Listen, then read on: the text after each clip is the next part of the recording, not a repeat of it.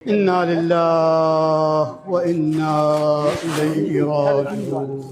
পারস্যের আকাশ আজ মেঘলা, বাতাস ভারী হয়ে উঠেছে কোটি মানুষের কান্নায়। একটি যুগের অবসান ঘটল। সাম্রাজ্যবাদী শক্তির চরম অন্যায় আর কাপুরুষোচিত আগ্রাসনের শিকার হয়ে শাহাদাত বরণ করেছিলেন ইসলামী বিপ্লবের মহান অভিভাবক Ayatollah Syed Ali Khamenei. America এবং ইসরায়েলের যৌথ ও উস্কানিমূলক ক্ষেপণাস্ত্র হামলায় শুধু এই মহান নেতাই নন, তার পরিবারের বেশ কয়েকজন সদস্য এবং উচ্চ পদস্থ সামরিক কর্মকর্তারাও শহীদ হয়েছেন। প্রিয় নেতাকে হারিয়ে পুরো ইরান জুড়ে এখন এক স্তব্ধতার পরিবেশ। রাজপথে রাজপথে কালো পতাকার সারি আর কোটি মানুষের কান্নার রোল। এই চরম শোকের আবহেই তেহরানের কেন্দ্রীয় সদর দফতর থেকে খামেনির জানাজার আয়োজন নিয়ে দ্বিতীয় আনুষ্ঠানিক বিবৃতি প্রকাশ করা হয়েছে। বিবৃতিতে দেশি ও বিদেশি গণমাধ্যমে ছড়িয়ে পড়া নানা ধরনের গুজব এবং বিভ্রান্তিকর খবরের তীব্র নিন্দা জানানো হয়।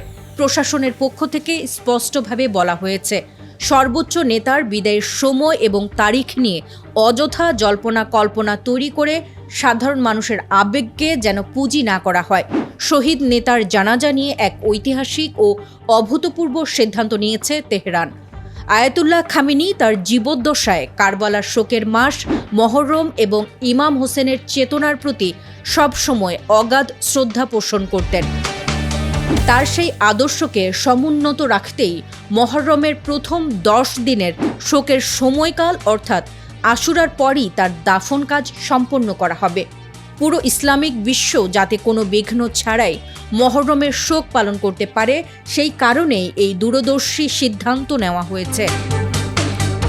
এই ঐতিহাসিক জানাজায় অংশ নিতে ইরান তো বটেই, পুরো মধ্যপ্রাচ্য এবং বিশ্বের বিভিন্ন প্রান্ত থেকে কোটি কোটি শোকার্ত মানুষের ঢল নামবে তেহরানের রাস্তায়।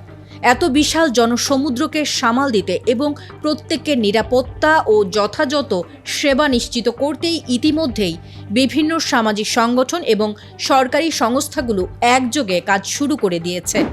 বিদায়ের এই মহান মুহূর্তটিকে ইতিহাসের পাতায় স্বর্ণাক্ষরে ধরে রাখতে নেওয়া হচ্ছে ব্যাপক লজিস্টিক প্রস্তুতি। আমেরিকা এবং ইসরায়েলের এই নিষ্ঠুর হামলা হয়তো ইরানের মাথার ওপর থেকে এক বট বৃক্ষকে কেড়ে নিয়েছে, কিন্তু তা পারস্যের কোটি জনতার বিপ্লবী চেতনাকে আরও তীব্র করে তুলেছে।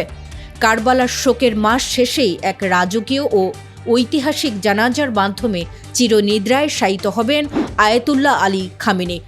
সদর দফতর থেকে জানানো হয়েছে, খুব শীঘ্রই এই মহাজাগরণের সুনির্দিষ্ট সময়সূচি ও রুটম্যাপ আনুষ্ঠানিকভাবে বিশ্ববাসীকে জানিয়ে দেওয়া হবে।